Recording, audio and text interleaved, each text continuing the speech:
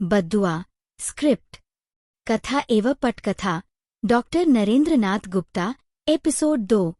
चंद्रा ने डांटते स्वर में कहा, तुम लोग आज के बाद यहाँ अपनी साइकिलें नहीं खड़ी करोगे।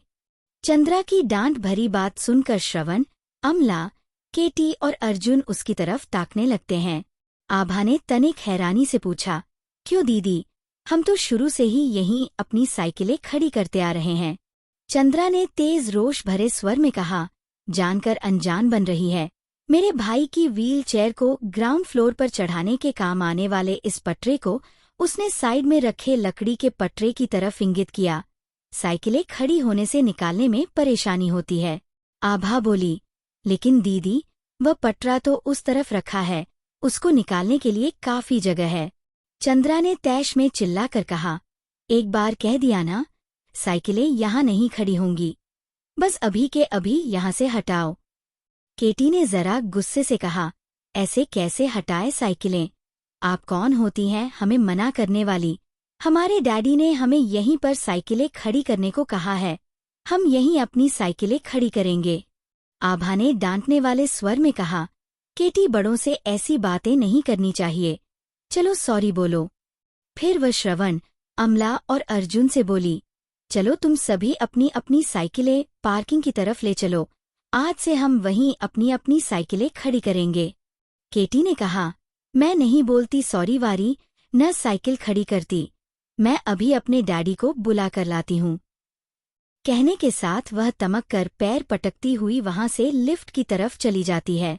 इधर आभा के कहने पर श्रवण, अमला, अर्जुन अपनी अपनी साइकिलें वहां से हटाकर पार्किंग की तरफ ले जाने लगते हैं। आभा भी ऐसा ही करती है। चंद्रा रोष भरी मुद्रा में खड़ी होकर उन्हें ऐसा करते देख रही थी। आभा, श्रवण और अमला तथा अर्जुन अपनी साइकिलें पार्किंग एरिया में टाटा सफारी से कुछ ही दूर खड़ी कर देते हैं। आभा केटी की भी साइकिल लाकर वहीं खड़ी करने लगती है। चंद्रा लकड़ी के पटरे को घसीटते हुए ग्राउंड फ्लोर के मेन गेट की सीढ़ियों की तरफ बढ़ती है। टाटा सफारी की ड्राइविंग सीट पर बैठा दीपचंद्र शाह टाटा सफारी से नीचे उतर आता है। सफारी की पिछली सीट पर बैठी सुनंदा भी नीचे उतर आती है। वह दीपचंद्र शाह की पत्नी थी। दीपचंद्र शाह ने आभा, श्रवण, अमला तथा अर्जुन की तरफ इशारा करके कहा, सुनंदा, इस पलटन को देख रही हो, ये पूरे 5 हैं। लगता है विराट चौहान और उसकी बीवी को बच्चे पैदा करने के अलावा कुछ नहीं आता है। कहकर वह अपनी ही बात पर हो करके हंस पड़ता है। सुनंदा बोली, और कुछ आता होता तो इन बरसाती कुकुरमुत्तों की फौज न जमा कर रखी होती। कहकर वह भी धीमे से हंस पड़ती है। इधर केटी के साथ वहीं आ रहा विराट चौहान उन दोनों की बातें सुन लेता है और उसका चेहरा गुस्से से तमतमा जाता है। पास पहुंचकर विराट चौहान ने कहा, दीपचंद्र जी, आप जैसे पढ़े लिखे को ऐसी बातें करना शोभा नहीं देती है। किसी के मामले में छींटाक्षी अच्छी बात नहीं है। दीपचंद्र शाह ने हंसी उड़ाने वाले अंदाज में कहा, मैंने छींटाक्षी नहीं की है, सच कहा है। बच्चों की फौज जमा करने से पहले नहीं सोचा था कि लोग छींटाक्षी करेंगे। विराट चौहान ने गुस्से में कहा, दीपचंद्र जी, तमीज से बात करो, ये मेरे बच्चे हैं और ये मेरा निजी मामला है। चाहे मैं 5 पैदा करूं या 10, इसमें तुम्हें बोलने का कोई हक नहीं है। उन दोनों की तकरार सुनकर आभा, श्रवण, अमला तथा अर्जुन विराट चौहान के पास आ जाते हैं। लकड़ी के पटरे को घसीट कर ले जा रही चंद्रा भी पटरे को छोड़कर नजदीक आ जाती है। दीपचंद्र बोला, बेशक ये तुम्हारा मामला है, मैं क्यों बोलूं भला। तुम कुत्ते बिल्लियों सरीखे 5 के बजाय 10 पैदा कर लो, मेरे बाप का क्या जाता है। मगर तुम अपनी इस पलटन की साइकिलें खड़ी करवाकर हम सबको परेशान तो मत कराओ। आखिर के शब्द उसने चिल्लाकर कहे थे। विराट चौहान ने लगभग चीखते हुए झपटकर दीपचंद्र का गिरेबान पकड़ लिया और कहा, दीपचंद्र, अब आगे जरा भी बदतमीजी से बोला तो अच्छा नहीं होगा।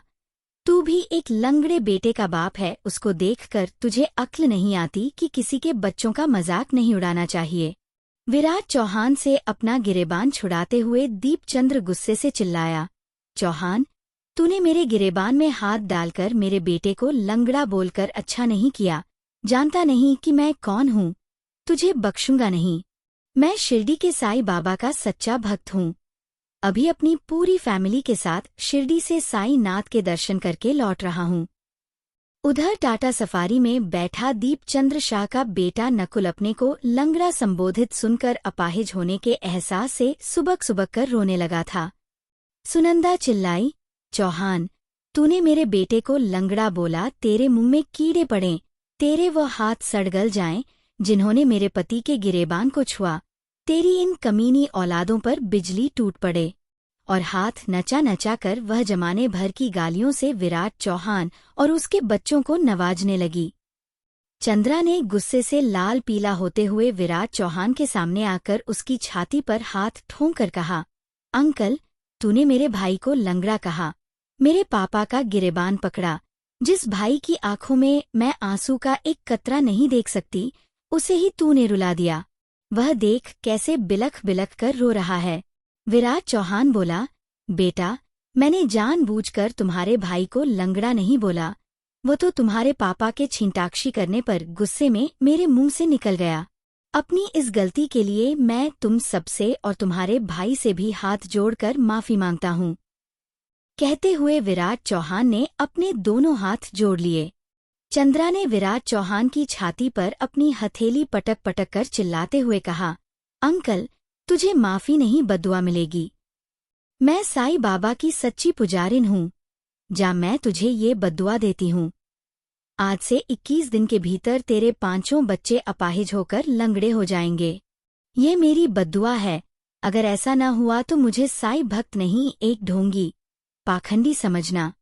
तब तक उस अपार्टमेंट में रहने वाले कई लोग उन लोगों के बीच हो रहे झगड़े की बहस सुनकर वहां पहुंच गए थे।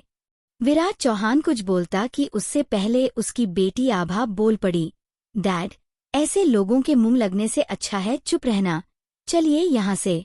विराट चौहान कुछ बोलता कि उसी अपार्टमेंट में रहने वाली महिला डॉक्टर अचला नेमा, जो और लोगों के साथ विवाद सुन वहां पहुंच गई थी, बोल पड़ी, हाँ चौहान साहब, आभा सही कह रही है, ये पढ़े लिखे जाहिल हैं, इनसे विवाद करना मूर्खता है।